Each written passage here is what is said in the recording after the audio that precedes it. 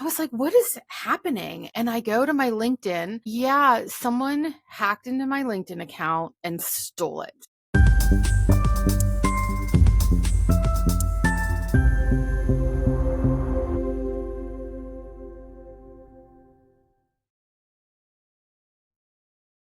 Hello, Internet friends. I'm Dana, your host of The Dana Show. Imagine that.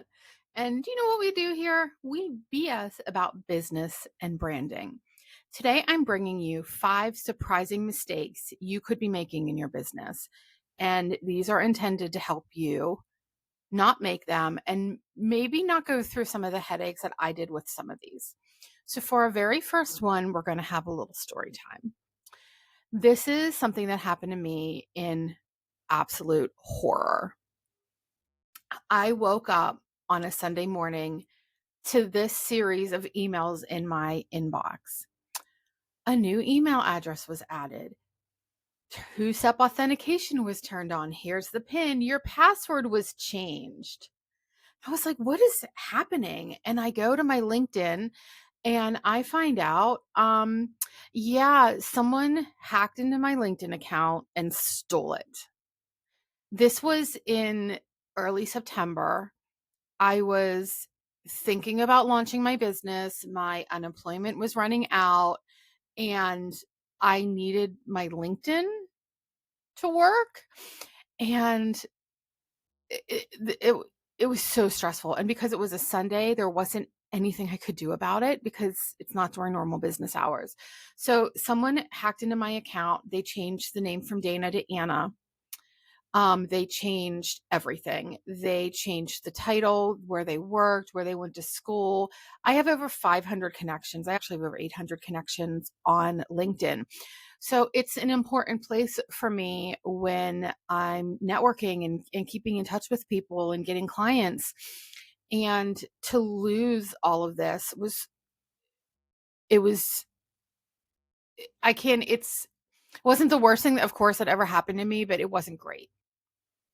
And I put in a ticket and I have to say LinkedIn was very good about taking care of it. I had to put in a thing and was like, I didn't use this. My account has been compromised.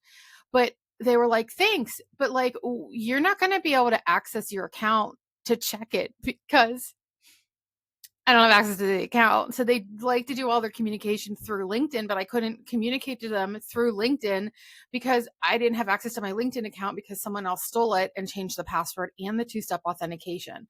So it was a nightmare. It was a nightmare, but they restored the account. They were able to go in. However, I lost 8 years, I think, of posts. They deleted 8 years of posts.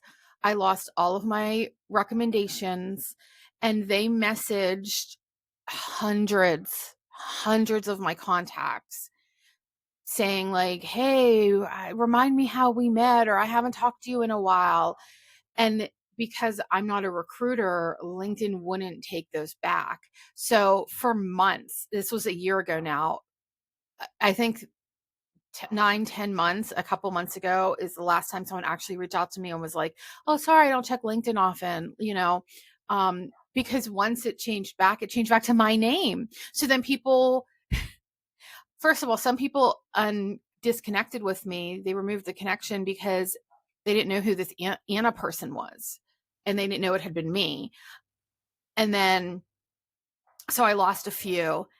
And then people, when it did restore, thought I was reaching out to them. And I was like, no, that wasn't me. I'm sorry. I was hacked, but I just didn't have the time to go through all hundreds of them and be like, hey, sorry. Hey, sorry. Hey, like that just wasn't happening. I did obviously post on my main LinkedIn post, but I don't want you to have to go through this.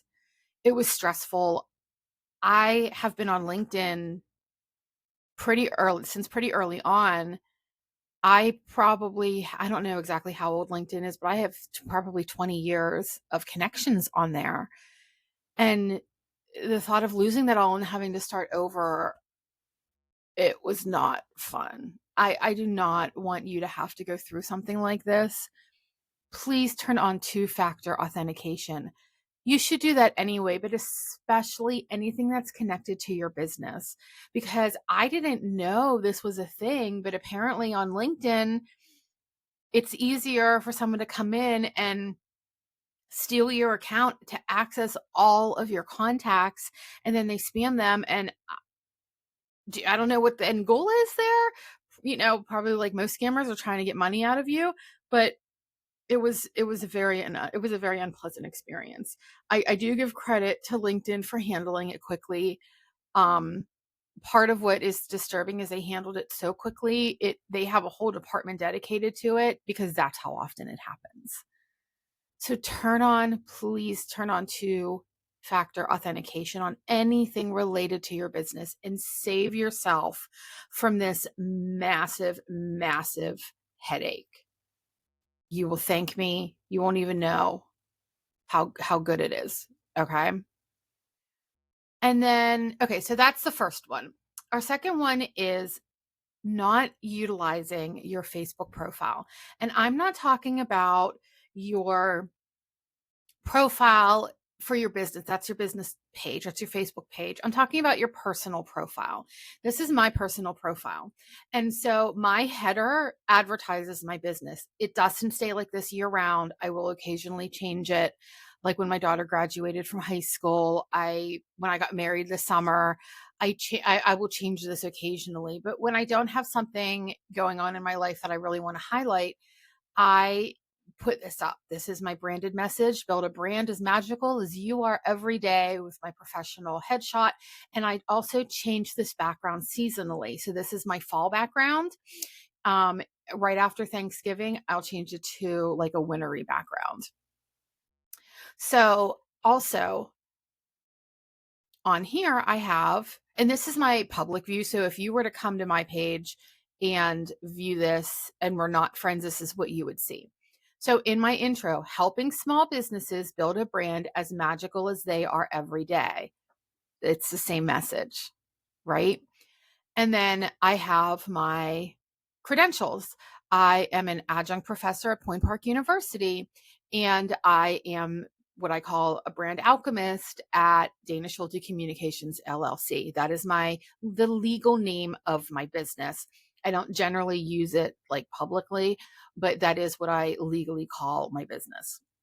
I just usually refer to myself as Dana Schulte, brand alchemist, because I think it's fun and I think it's a little magical and I like to create magic. So that's that's a big part of my branding. And then I have my other credentials. I have a master's degree in marketing. I have an bachelor's degree in communications media. And so these things are all listed right here. So if you were to come to find me on Facebook, or if you're a friend of mine, someone says, hey, I know someone who needs branding. I know someone who's starting a business. I know someone who's ready to level up in their business. They'd be like, I think I know someone who does that. Right. And they're a friend of mine on Facebook. The information's right here for them, along with my website and my YouTube channel. Those are kind of the two big ones that I want to direct people to. So I put that all in here, right here. A lot of people don't utilize this. They put a cute quote here, which is fine. But if you're a business owner, this is free. This is a really great way to spread your branding out just a little bit more, to utilize the network you have on Facebook without being obnoxious about it, without doing that icky sales marketing stuff. We don't do icky marketing here. We don't do icky sales. If it feels icky, then we don't want to do it. So we're not like DMing all of our friends on Facebook, but we are making sure that that is available if anyone is in a position where they know someone or they need your services. We want to make this easy for them, right? So many people are doing the same thing that you're doing in your business.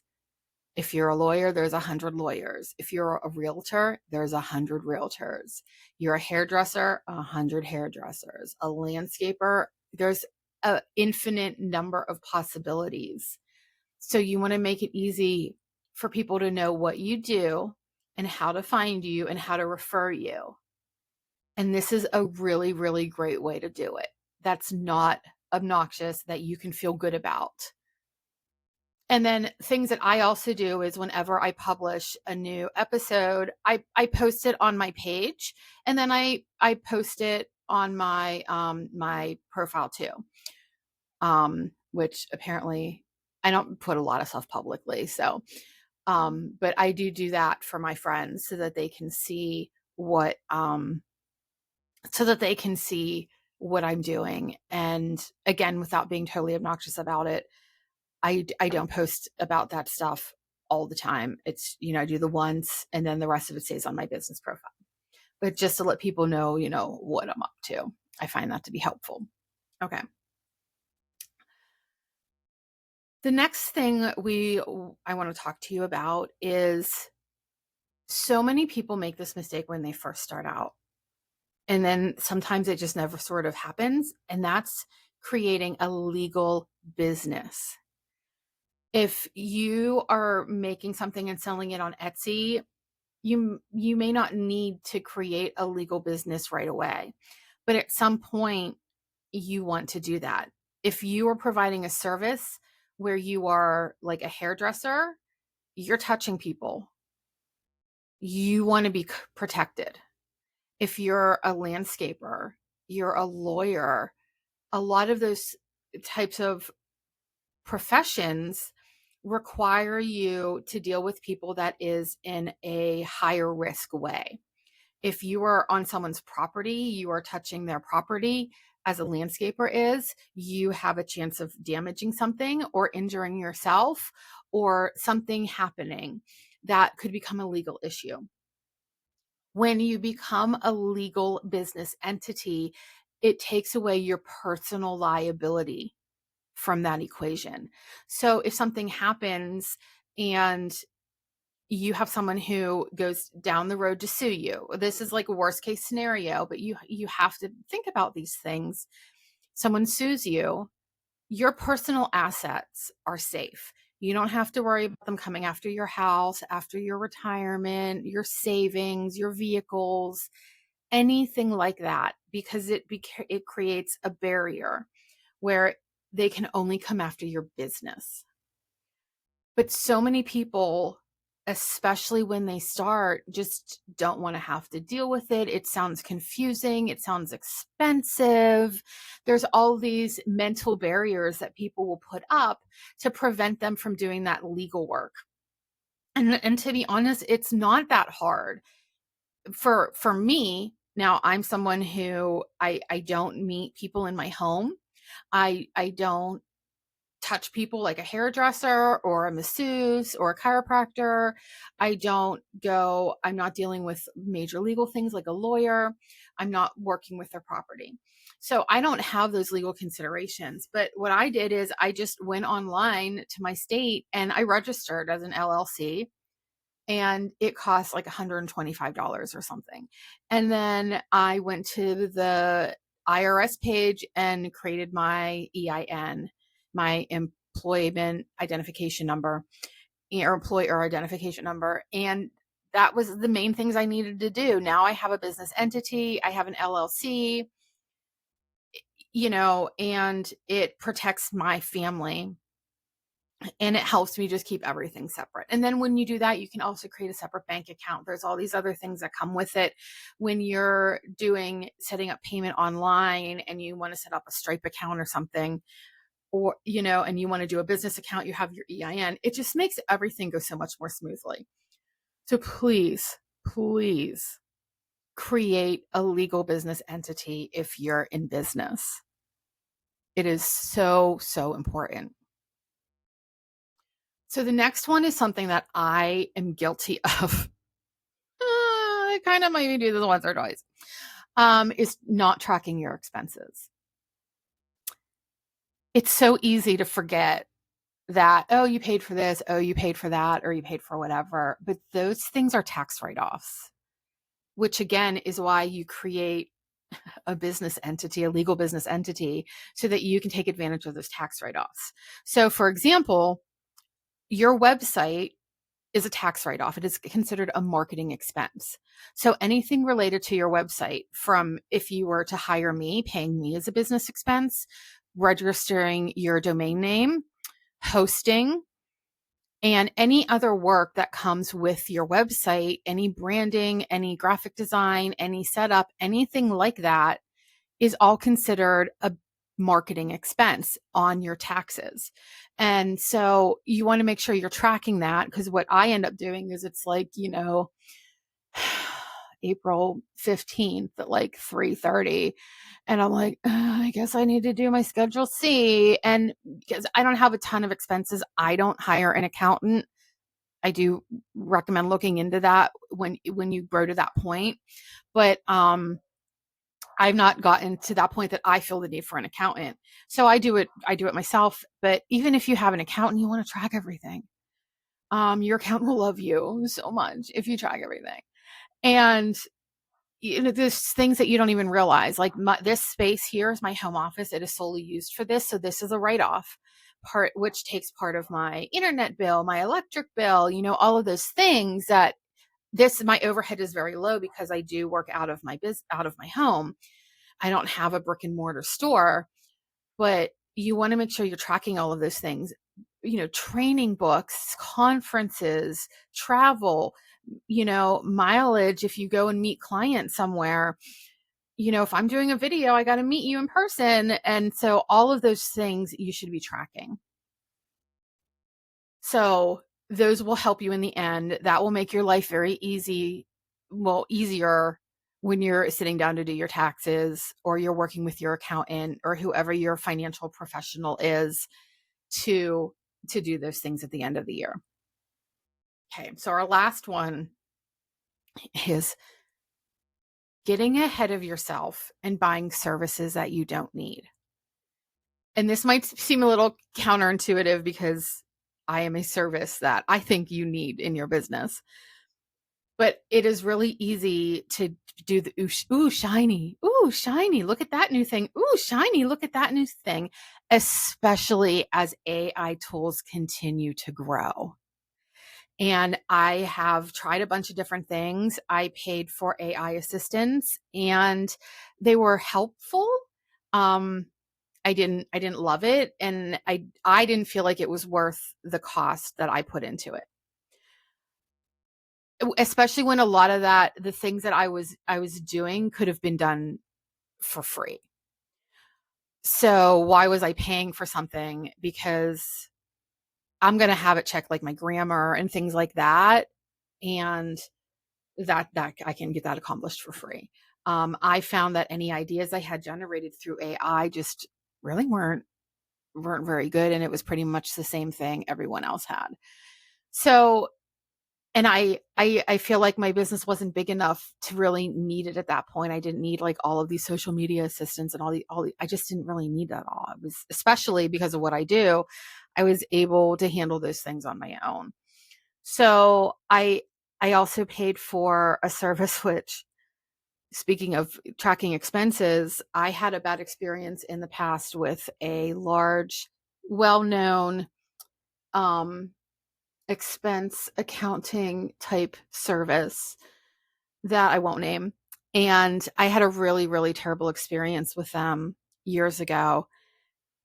And I, to the point that I called them and they're like, we'll do this and do this. I'm like, I'm doing that. It's not working. And they were like, oh, that's not supposed to work that way. And they couldn't figure out why it wasn't working for me, but it worked for everybody else. So when I was looking a year ago, right around a year ago to really, a year ago when I was getting my business up and running, and I'm like, what do I need to track my expenses. It's something I'm notoriously bad at. I need to make it easy. And I found this service, and they did that as well as doing invoicing and creating a portal for your new clients. And like, oh my God, this is amazing. So I paid for it. And literally like 2 weeks later, they're like, oh yeah, that whole expense thing, we're not doing that anymore. But we're partnering with this company, which was the same company that I had a problem with before. And I was like, oh, and it was an extra expense because the partnering from the company I was paying for was free, but now I had to pay for it with the other company, which I didn't want to do, which is why I went with this company in the first place. And I was like, oh my gosh, no. And it was very complicated. And I ended up dropping them and I spent money I didn't need to spend. I didn't find it useful. So it's really easy to get stuck in the ooh shininess of new things. And I'm not opposed to, of course, trying things. Um, do it at a low cost if you're bootstrapping, which, a lot of us are, especially right now with, the way the world is going. And so I want to make sure that you are making smart decisions. And this one is so easy to do where you get stuck in the ooh shiny and you don't get into the, oh, I need to do work part of your business. And we want you to be in the, oh, I need to do work part of your business so you can build your business. And we want you to think carefully about where your money's going. So it's going to places that are really going to be useful and beneficial to you in the long run. And less of the ooh shiny and more of the, yeah, this is going to work to help me. So I hope those things helped you. If you'd like to support me, I am a new podcast. This is my sixth episode. I do right now. I'm airing these. I'm posting these once. I'm posting these once a week on Wednesday mornings. That might change. I don't know. I'm just kind of seeing how it goes as I'm growing. I have a brand new channel. I have very few followers. I would love a subscription. I would love a like on this video. Those are ways you can support me and help me grow for free. It costs you nothing. Yay. And then if you have someone that might benefit from this video, share it with them. That'd be great. Thank you. If you have any ideas that you are looking for future podcasts, please let me know. I really do enjoy doing these. And I'm always thinking of, I wake up in the middle of the night and I'm like, oh, I need to do it on this. And then if I don't write it down the next day, I'm like, what was that thing again? I think we all do that, right?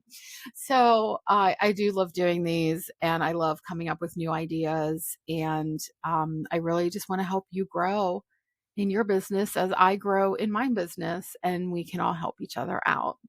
So until next time, bye.